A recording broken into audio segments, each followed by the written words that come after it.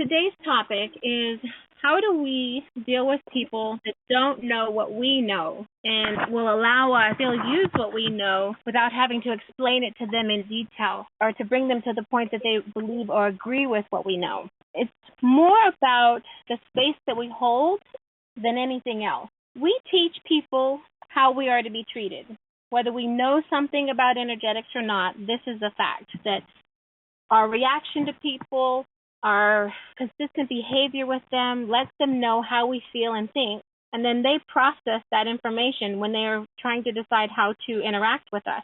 So, for instance, you may have grown up as a kid with someone in the neighborhood who was known as, the witch, or, the really mean old person down the street that nobody wants to mess with. And then when you got to know that person, you realize, oh, that wasn't true at all. There was just a misunderstanding. But the neighborhood took on this idea that this is who this person is. So when it comes to communicating and having people work with us on what we know, it's more about how they see us and what they believe and how we portray it, all mixed into this big pile of muck. We can't dictate to people how to see us. So the only way to be sure that someone's going to see us as we are is to be consistently the truth of who we are. It becomes more and more important when you're working with people in a relationship, on an ongoing relationship especially, that you are consistently the truth of yourself. And in doing so, they will begin to recognize that, they will trust it, they will honor it, and they'll respond to it. What tends to happen is on a bad day, we behave as something that is not us. And part of the study was to try to teach you how, even on your bad days, how can you still be you versus falling into these traps of habitual behavior that you've seen in others. So that is the beginning of being able to work with people with what you know, is being consistently the truth of who you are. And this matters on more than one level. First is the visual. The snapshots that they're taking of you become consistent. And if they can trust something, then they can be in a safe place. If somebody's in a safe place, they're more willing to be vulnerable. So now being consistently you has allowed another person to be vulnerable, and therefore they will be more of themselves as well. And in doing so, now you have a place to work from. It's when we hide who we are and we pretend to be something we're not. And again, most of this is just habitual without us even thinking about it. Those things create a discomfort in a relationship because people will stay in a low-level fight or flight waiting to see what's going to happen versus knowing and being safe. So that's one of the first steps. The next step is being able to recognize in the other person that everything comes from love. So somebody is sitting there and they're yelling at you, and you know what you know, but you're watching them behave this way and it doesn't feel good to you. If you slow down and you remember, okay, everything comes from love, let me recognize in this other person what it is they're doing right now to love me. Why are they behaving this way and thinking that it has anything to do with me? Why are they giving me this gift of who they are in this moment? Doing so, we can recognize the underlying current of what they're trying to express versus our belief system about what they're expressing. So when we slow down, we connect on more than one level. It's not just the visual. It's not just, okay, someone's yelling, I can hear them yelling. This connotation means this to me as a human being. It means anger or it means excitement. It just depends on where you came from and what you've been through, what the yelling will mean to you. If I slow down and I try to see what it means to this other person versus what my connotation of it is, then I can recognize more of them. If I don't go into fear of what it means, or if I don't make assumption of what it means, and I slow down even more, then I'll be able to feel behind their expression what it means, even though I can't see from the expression itself what they're trying to accomplish or what they're trying to express. So that's the second major thing to do. The third thing to do is to learn to relate to others in a way that they can understand you. So when I listen to somebody, I hear what they say, and I don't try to listen through my own ears based on, again, the connotations of what I believe everything means. I'm going to listen to them, trying to hear and feel what they mean, and then I'm going to take it in, and I'm going to mirror it back to them in a way that they can understand. So, for instance, I might know the concept of true self, and somebody says to me, well, how do you do? And I say, well, you just got to be your true self. That's me telling them from a place of who I am, what they have to be. But if somebody comes up to me and says, I'm really struggling in this way, and I feel like people just don't hear me. Okay, well, I can't just say to this person, oh, you just have to be your true self. I have to say to them in a way that they can understand. Oh, okay, so I hear that you're saying that people can't hear you. And then ask them questions, what do you think is going on when they can't hear you? Are they just talking over you? Or are they just not understanding what you're saying? So again, we're leveling the playing field between myself and this other person by finding the connotation of information that would be equal. Instead of just using words that I know, we're going to find words that will work for both of us. So that's another thing that can be really important when you're trying to express and live within the things that you know and help others live that way as well. If we find ourselves preaching, if we find ourselves getting excited and interrupting them and saying, oh, I know what you're doing, let me help you. Again, that's not necessarily going to bring people to where you are, because when you learn something, it has pages and pages and pages of information in your past that make it so in this moment you see and understand it this way. So the next thing would be to plant seeds of information. How do we get people to start to be interested in what it is that we know and to start to see it our way? So if we're being the truth of ourselves, we're listening to them from a place where we can now start to speak their language. We know what we know. We're trying to speak it in a language that they can understand. We don't force it. We don't preach it. We just plant a seed. And then later on, after enough seeds are planted and things start to grow, they now have a pile of information as well. And as this pile of information grows, they believe that they have this awakening of their own that has nothing to do with you. So that's another generous gift we give because we know what we know. Is it's okay for somebody to come to their own conclusion and realize the information on their own. It does not diminish our impact on them. We can recognize in that moment that, wow, I gave you this generous gift, and now it's being returned to me, because now I can communicate to you something that's important to me, and we can go through this together, versus before when I just tried to teach it to you, I couldn't get you there. You have to get there on your own. Every individual does. And again, that's why the study is important, is we can't make you know what you know, but we can keep delivering little seeds until you finally see, because again, you have pages of information to choose from in your subconscious now, and you can finally see, oh, I get it. And that's going to be the same thing that's going to happen in your relationships with other people. So on the energetic side, holding the energetic process in the body is a really important part.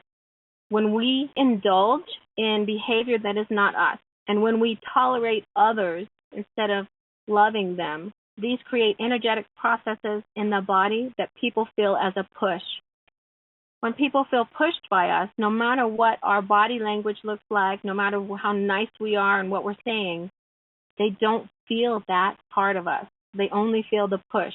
And you've probably had this, especially in customer service. You can see the difference between somebody who is genuinely there to help you and somebody who is pushing at you from underneath everything. And they may, again, be genuinely there wanting to help you, but because the underlying current is this tension and this stress, this is what we feel. This is what we receive.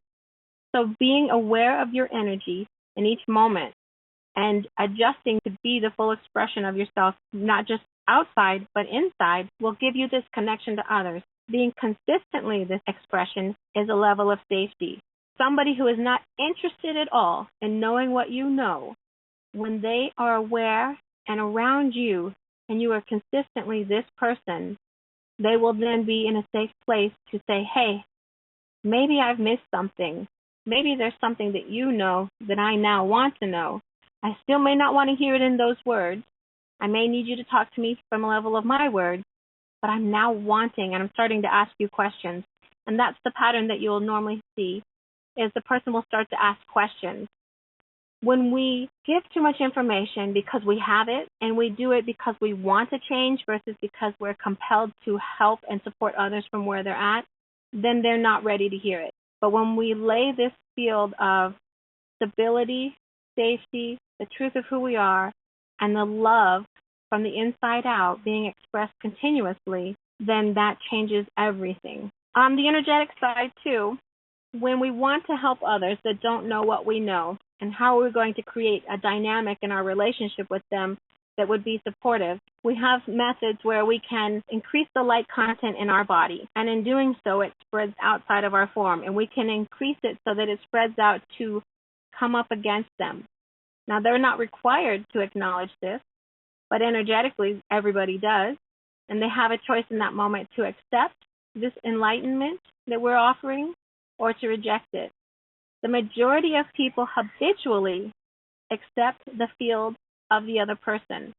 They don't have guidelines, boundaries, and consequences for themselves. They don't know how to stabilize their gel layer and to cut off their second chakra. So most people are wide open, walking around. If you think of it as the barn doors, just wide open. And there's also a space at the back of the skull that people leave wide open. You changing your energy and expanding your energy is then received by them without any intention of their own. If you continually enlighten yourself and offer the enlightenment to others, then they will grow in the amount of light content in their physical form. Sometimes you may hear somebody say, "Gosh, I just feel so much better when I'm around you," or "Wow, your space feels really nice." They are hearing, feeling, knowing the energetic process of who you are without you even trying to influence them. It is just you being you that influences people. Another thing you can do too is when you have a relationship, say there's 3 people involved, and I'll give you a story that'll help it. My children tend to know when somebody's in deep need, when the trauma in their lives has been too great, and we can rescue people when they get to this place, and it works really, really good with 3 people. So there's you, the person who knows how to make these energetic changes and how to adjust the energy in your body. There's a second person who also sees that your friend or who you're trying to work with is having a struggle, and this person already loves and accepts that person and only wants the best for them. And then there's the person with the struggle. And what we do for this group of 3, because when there's 2 or more are gathered, energy is higher and easier to flow, because the blocks are rarely duplicated equally in each person. So now your flow will be greater. So when my children come to me and say, "Hey, this person wanted to commit suicide," my kids know that that's one of the things that I'm not okay with, because a person that wants to commit suicide is very confused and doesn't know something that they need to know. So this is one of those moments where we don't wait for them to know what we know. We do it energetically. So I pull my child's love for this other person, and I pull that into me.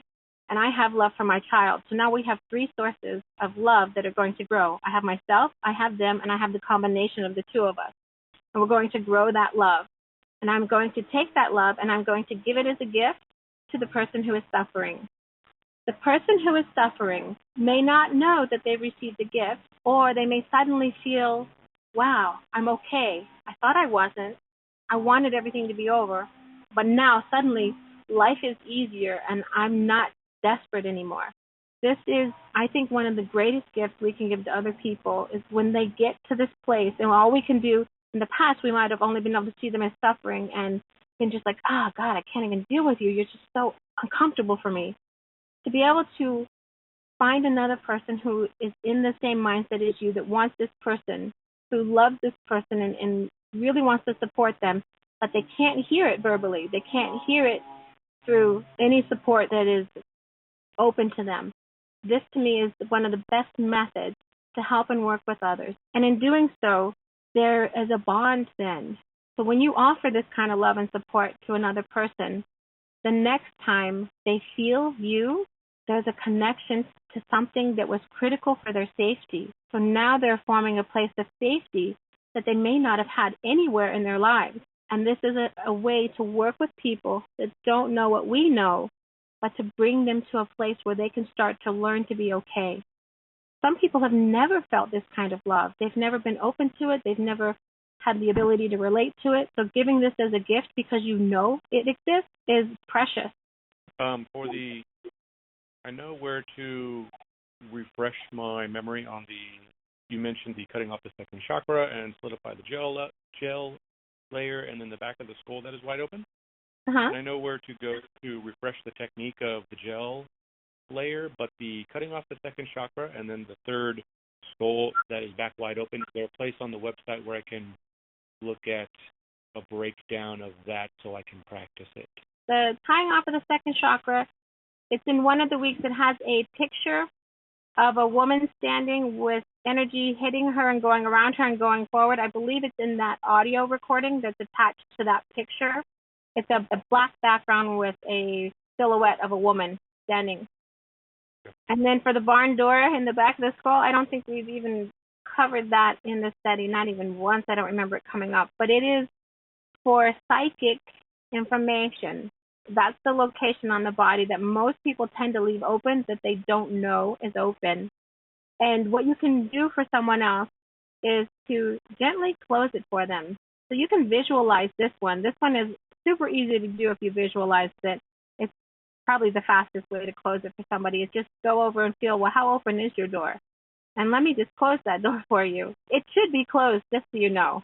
I'm not sure why in society people are leaving it open, except for maybe brainwashing over time makes us susceptible to that, but it should be closed. When we're children, it's open so that we can receive more information faster. But once we are maturing and we understand our environment, then we're supposed to be able to close that and use internal information instead of external information. Thank you. Christine, quick question to that. Am I not interfering with free will of the people if I just go around and in my family close that door of everyone? Well, it's not. Do I need to have their conscious consent? Right. So let's look at that because people are not aware of energetic processes. When before I do anything to anyone, I always ask. I don't just automatically assume, oh, you need this. I ask them, so why are you in this position? And they will say one reason or another. And I'll say, well, would you like me to show you something different? So I have a conversation with people. I don't just do something to them. I remember in the beginning when I was learning and looking at people, I would see, oh, wow, that's out of place for you. And I would just kind of shift them a little and you would see their body move.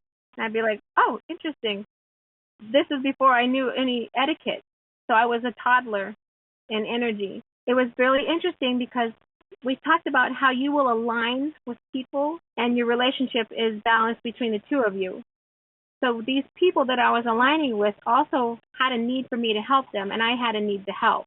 When I reached a certain level of understanding, then my experience changed. I would go to do something and I would feel a rejection, or I would feel somebody say to me, no, that's not your business. And I'd be like, oh, okay. I started to see the beginning experiences were designed and drawn to me so that I could learn. And then once I knew, then I went to this etiquette of respecting that everybody is sovereign and that they don't need me to do anything to them unless I'm asked. And then I would I would feel like, oh, I've noticed this in you. Do you want to change? And they'd say yes or no. Or I would have somebody ask me, hey, can you help me do this? Because they would notice in me that I have the ability to help them. So that's another thing you might find, Michelle, is when you are around these family members, you can feel their need, like they're asking for support and love, and then you can just verify that that's what's happening. Does that help? Very good. Thank you. Yes. Christine. Yes. The thing with the three people. Yes. You can do that long distance, or do you have to be present together? It is actually easier not to be in physical presence because Right. So you would other things would trigger you. If you're in physical presence, your visual acuity, there's other things that would trigger you to have thought processes that would distract from the experience. Separate, even if you're in separate rooms, is easier than to be in the same space with somebody. Thank you. And sending the love to the other person. So time and space really don't exist in energy. We try to quantify it and we try to put these words to it to make it seem like there does have a time and space. But energy is completely expansive and it's done so quickly that you can't tell whether it was there or just getting there. And that goes to the idea of the quantum reflection, that it already exists before you even do the work.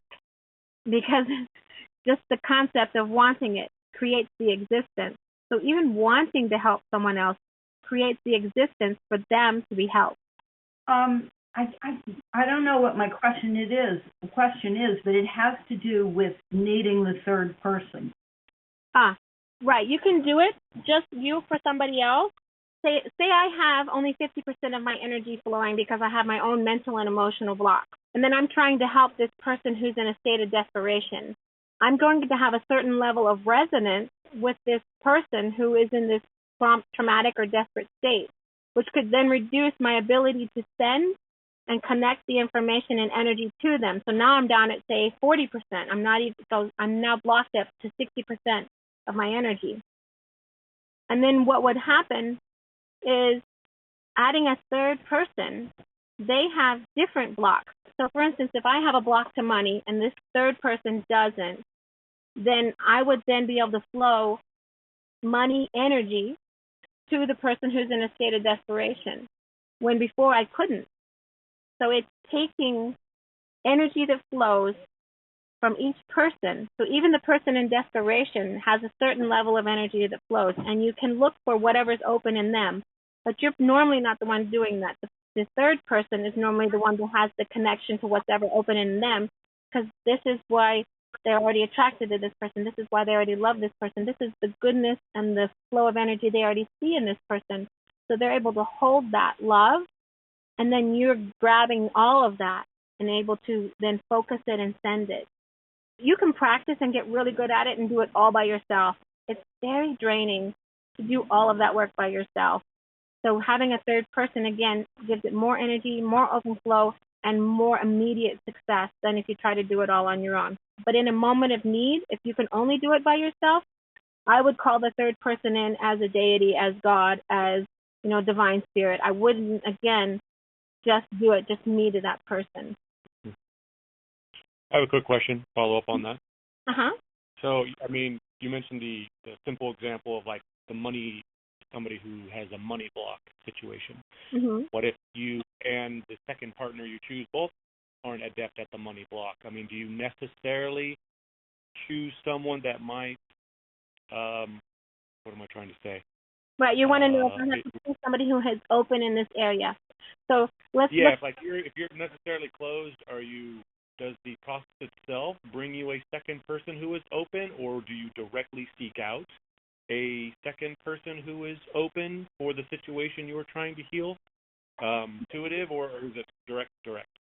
So if you think there's 10,000 pieces in a money issue, it's highly unlikely that those 10,000 pieces that are blocked in me are the same 10,000 that are blocked in them. So there could be a reduction of, say, of a third instead of being fully open, but still 66% of anything is better than nothing at all. So your open flow is still greater than either of you on your own. Okay, very good. Thank you. Mm-hmm. Christine? Yes? Faith. I had a question about the third person. Are you saying that the third person isn't necessarily someone who knows what you know? Correct. In that other conversation you just had.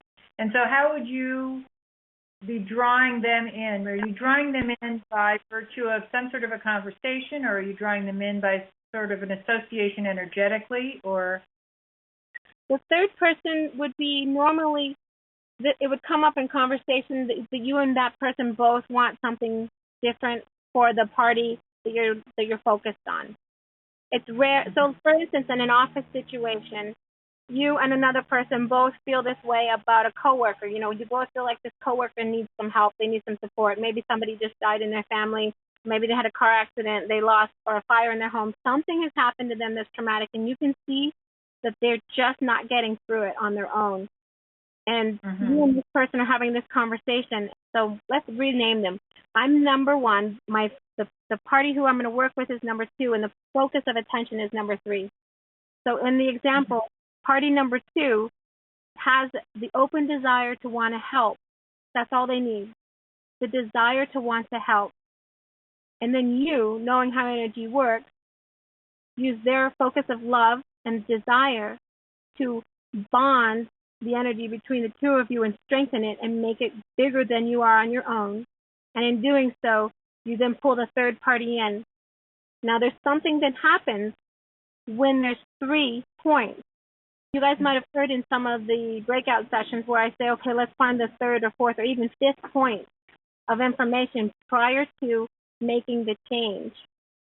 And it's because in the body, by the time we know there's a problem, you can track it back to a minimum of 3 points at the beginning, minimum. It's never been shorter than 3 for somebody to realize, oh, I have a problem, because of the way we live as a society.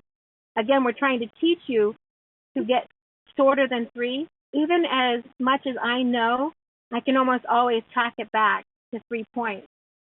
Now, when you think about it, a point is an anchor. And when you anchor, then you are more solid. So like when you put a tent up, if you just put 2 spikes in a tent, you know, it's not as solid. The wind's going to blow it away. It's going to be across the room. It's the same with energy. When you anchor it with 3 people, now there's a stability. Oh, and anyone that knows about pyramid energy, this will probably help you understand it. If you know about pyramid energy, the reason pyramids work the way they work is because of those anchor points and the creation of the form of information within the pyramid shape.